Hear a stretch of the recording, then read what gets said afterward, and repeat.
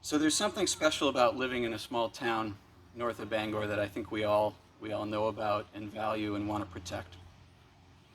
Now, I had kind of a sunny speech written about all the great things that we were going to come together to do and build and create a better community, and I think we still should, and that's still my focus.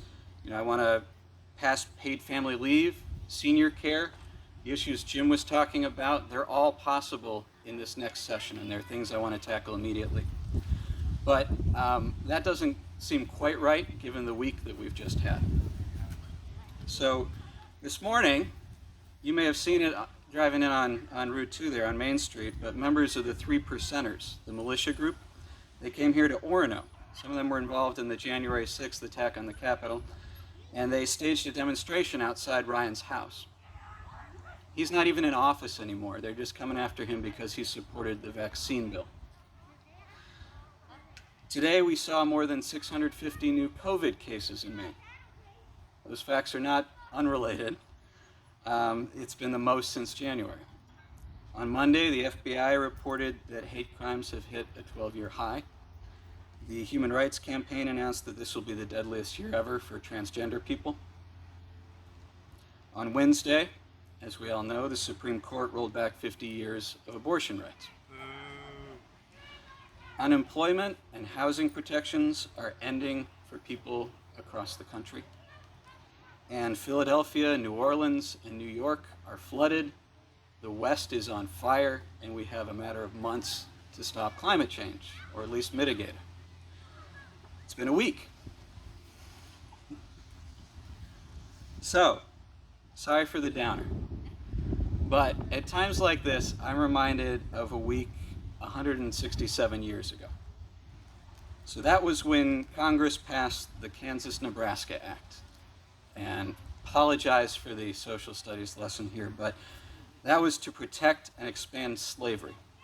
And it was crushing to the hopes of the abolitionist movement and to the abolitionist members of Congress. Israel Washburn, a lawyer who lived in Orono and worked in Old Town and lived right over there, you can see his house, if not for the trees, he represented this area in Congress. And that week, he sat down and he wrote a speech right about 100 yards that way, and then him and his friends went down the road into Bangor, and he gave that speech at the old town hall. It's now a parking lot, you can go visit it.